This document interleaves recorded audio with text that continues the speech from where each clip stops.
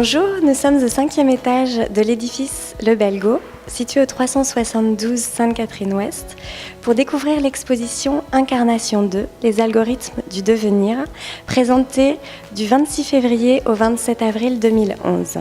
L'artiste Diego Piccini da Todi nous accueille et nous dit quelques mots sur sa création.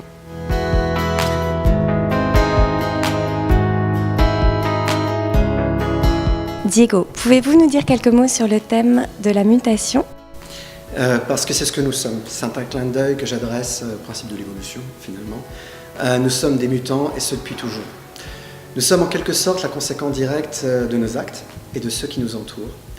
Nous sommes le réceptacle, l'expérimentation sensible de tout ce qui s'élève dans le samsara, plus simplement le monde phénoménal, autrement dit le monde, notre existence, dominé par notre ignorance, celle de la nature originelle de l'esprit.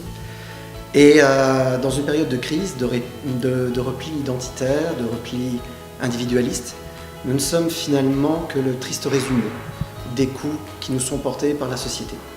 Ces coups-là sont en fait autant de pollution mentale, naturelle, technologique et sociale.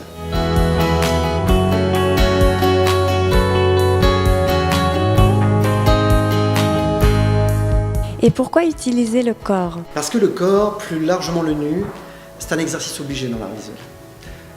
C'est surtout, depuis la Renaissance, avant même la vie, la reconquête de l'homme par l'homme. L'homme mesure de toutes choses.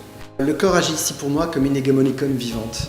Le symbole de la nudité surtout, qui devient le symbole d'une certaine vérité sociale qu'il convient de définir en permanence et dont on ne peut apprécier que très rarement l'évidence de sa propre dynamique, surtout en art figuratif. Le but de cette exposition, de toutes celles qui ont eu lieu et qui vont avoir lieu, sur ce thème du samsara, de l'incarnation, sacré profane, il y en a d'autres, erotical aussi, c'est en quelque sorte de se rapprocher le plus possible d'une compréhension claire de cette dynamique et d'essayer d'en être le témoin, non pas le plus effacé, mais le plus vivifiant, le plus clair possible. Et revenons sur le thème de l'incarnation. C'est une allusion à Jean, le Verbe s'est fait chair. Qu'est-ce qu'on incarne aujourd'hui ? Pour nous-mêmes, pour les autres, pour l'idée qu'on se fait des autres et l'idée qu'on se fait de soi-même. Quelle est la vraie part de dualité en nous et quelle est l'honnêteté ? Cette part d'honnêteté intègre, absolue, en quelque sorte, pour reconnaître cette dualité et en évaluer les conséquences.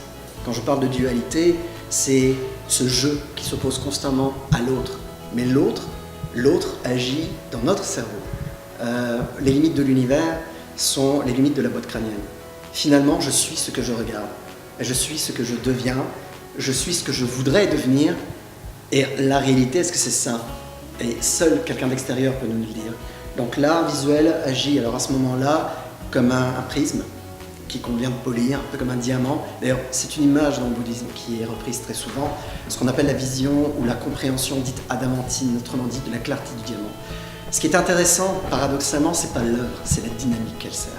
Et tant que je ferai ce travail, je cherche la vérité à travers le corps, à travers ce corps réceptacle de toutes ces pollutions, de tous les travers de notre société, et c'est un champ d'investigation absolument illimité.